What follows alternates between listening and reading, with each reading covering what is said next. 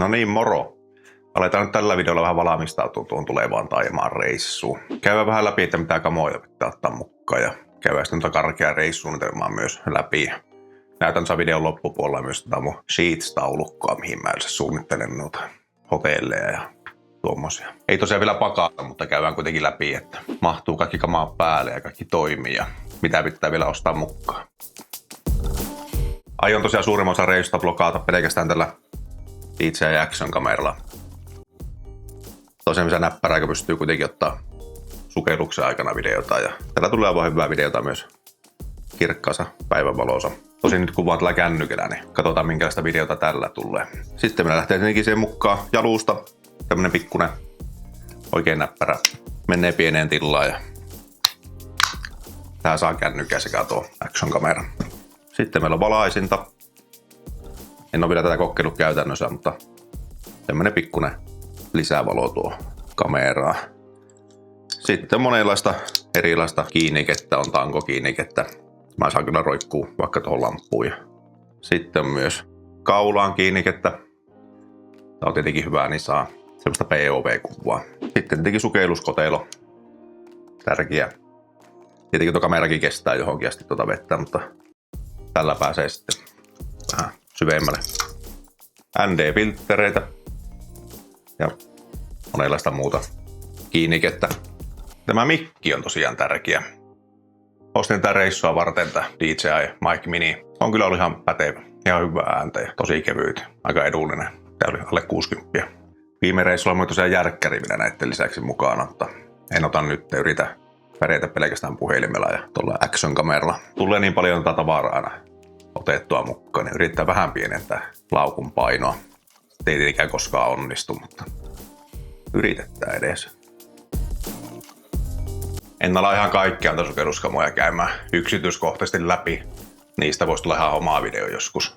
Mutta käydään nyt pääpiirteittäin vähän läpi.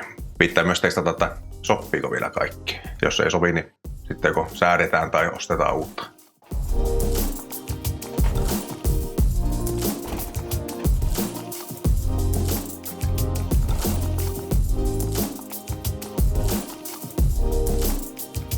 Marees on nyt se minun pahin vastustaja. Katsotaan vaan miten tässä käy.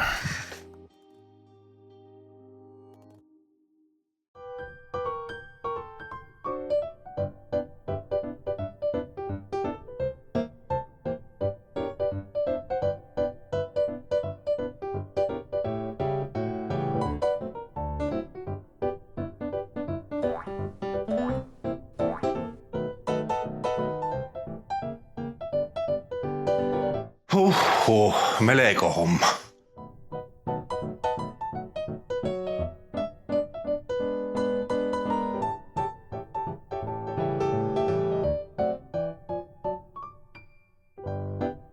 Eihän tämä nyt näin tiukka voi olla.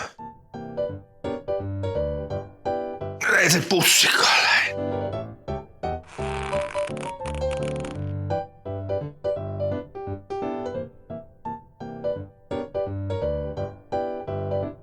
Joo, kyllä se taitaa näyttää siltä, että tämä puku jää tänne Suomeen.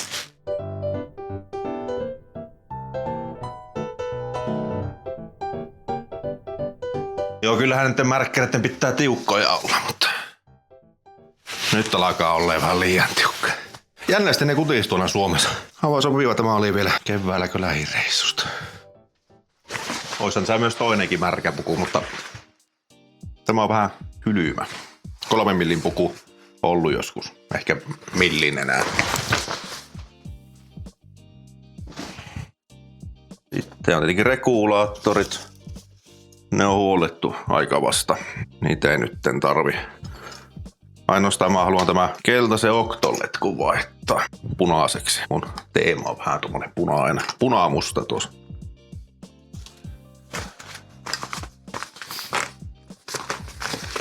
En tiedä. Toivottavasti nämä sortsit mahtuu. Oli viime talvena liian isot. Mä en tota riskiä usko, että ne mahtuu.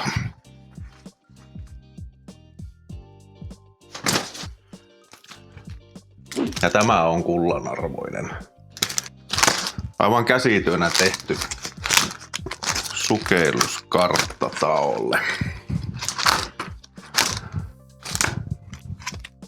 Tosiaan ihan viime talvena palakkasin porukkaa tekemään mun kanssa tätä kaljapalakalaa tietenkin. Ja tästä tuli hyvä. Se pitää ehdottomasti ottaa mukaan. Tästä X-Tipin punaista maskista on tykännyt tosi paljon. On myös mustakin tämmönen varamaskina. Mulla mennään aika paljon hukkaan näitä SMP:tä tuolla reissussa aina. Niin niitä pitää olla aina 2 vähintään. Saa nähdä kuinka monta menee hukkaan tänä talvena. Nämä Omsin räpylät on ollut kans hyvä.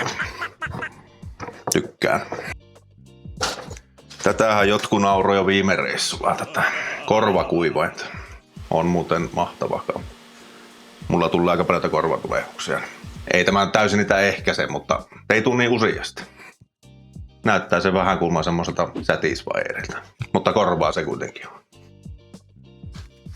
Tää vingi on kas vähän semmonen, että tää varmaan joutuu säätämään. Onneksi tätä pystyy hyvin säätämään. Ja sukellustietokoneet tietenkin oltava mukana. Mutta tämä nyt on aina mulla mukana, tämä Suunto Ocean. Tää on yhdistetty tämmönen älykello ja sukellustietokone. Oikein pätevä kampe. Ja tähän on sitten vielä tämmönen tankkipodi, niin mä näen kaikki ilmat sitten tästä suoraan kellosta. Tää ostoslistaan se on pakko päivittää. Kerta tuo märkäpuku ei ainakaan mahtunut. Lisätään se nyt vielä tuonne. Mä räin samalla lailla 3 laukun taktiikalla kuin viime reissullekin, että mulla on vaan pikkuinen reppu, sitten vähän isompi ja sitten tuo matkalaukku. Aloitetaan pienimmästä, niin eka on tämä 20 litraa vedenpitävä reppu. Tää on näppärä, menee tosi pieneen tilaan. Tosi kevyt ja tosiaan voi käyttää myös tuolla, kun lähtee sukeltamaan, niin pysyy tavara kuivana. Tämä olisi nyt se mun personal item, vai mikä se nyt suomeksi onkaan. Ja käsimatkatavarana sitten tämmönen, ei tämä taisi särmä olla, tai joku milteki 35 litraa. Tämmönen tekninen reppu. Mä oon ostanut tähän vähän lisää taskua. Tämä on hyvä, tämä auki aivan kokonaan. Helppo pakata, kestävä ollut. Tykkään kyllä. Eikä kalliitakaan, olisiko 50 uutena. Haisee vaan vielä aika pahasti savulle se viime luontoreissun jälkeen. Että jotenkin sattoo savua pois. Jos jollakin kotikatsomus on vinkkejä, että miten saa, niin pistä ihmeessä tuon kommentteihin. Sitten itse tämä ihan päälahku. Tää ei ole vielä kertaakaan ollut mukana. Ostin tosiaan, oliko se Sokouksen joku hullut päivät vai mikä olikaan. Niille paljon jäänyt hintaakaan. Luulisin, että tämä kestäisi pitempään kuin tuo viime laukku, joka tosiaan kesti sen 1 reissun. Ja ideanahan tosiaan on se, että tähän toiselle puolen tulee sukelluskamat ja sitten taas tänne toiselle puolen tulee nuo vaatteet ja semmoset. Aika tiukkaa se teki viime reissusakin, mutta katsotaan miten käy. Ja reittihän tosiaan näyttää tältä. Ensin junalla tuohon Helsinkiin, siitä sitten Turkish Airlinesin siivin Istanbuliin. Siinä oli pari tunnin vaihto. Siitä sitten Bangkokkiin. Bangkokissa tarkoitus olla joku 6 yötä. Tarkoitus käydä siellä ainakin hyvin syömässä. Parturissa. Siellä on hyviä partureita. Käy kattoo vähän temppeleitä ja jokilaiva, risteilyä. Ja se tuo Jurassic Park-puisto. Näin lapsen mielestä kiinnostaa, niin käydään myös siellä. On ennenkin kyllä aika usein Bangkokissa käynyt. Aina siellä löytyy kaikkea uutta. Käydään myös elokuvateatterissa. Siellä kävi viime reissulla 4D-elokuvissa. Sekin aika mielenkiintoinen. Aika halpoja ja vähän fiinimpiä elokuvateattereita kuin täällä. Bangkokista sitten Koh Changille. Siellä ei tullut käytää moneen vuoteen. Ihan mielenkiintoista nähdä, että miten on saari muuttunut. Siellä tarkoitus sitten käydä reissuekaat sukellukset. Kattonut jo pari sukelluskeskusta, missä voisi käydä. Ja tosiaan Changilla tarkoitus olla ehkä pari viikkoa. Katsotaan miten jaksaa. Ainakin alustavasti on tämmöistä suunnitellut. Ja sitten mennään Koh Changilta takaisin Bangkokkiin. Siellä ehkä yö ja siitä sitten tonne Koh Landalle. En ole Landallakaan käynyt moneen vuoteen. Mielenkiintoista nähdä, miten sekin on muuttunut tässä vuosien varrella. Siellä kanssa tarkoitus muutamat sukellukset käydä. On kuullut, että tosi hyviä saitteja siellä ja mielenkiinnolla odota. Lantalta mennään sitten viimein kohtaan Oolle. Sieltä on varannut nyt 3 kuukaudeksi alustavasti kämpää, mutta aina sitä on tullut jatkettua. Tosiaan Taolahan on ollut monta talvea muutenkin. Tämä on jo semmonen vähän niin kuin toinen koti. Siellä sitten tarkoitus taas sukeltaa melko paljon, nähdä kavereita, hengailla paljon riippumatossa ja saa nähdä ehkä joitakin lisää kursseja tuohon sukellukseen liittyen. No niin, tämmöisen pikku sheets-taulukon on tehnyt. Tosiaan merkannut tähän sitten, että missä on mikäkin hotelli ja vähän lisää tietoa niistä. Tämä oli siis näköinen Kotsangilla, tuossa oli riippumattokin.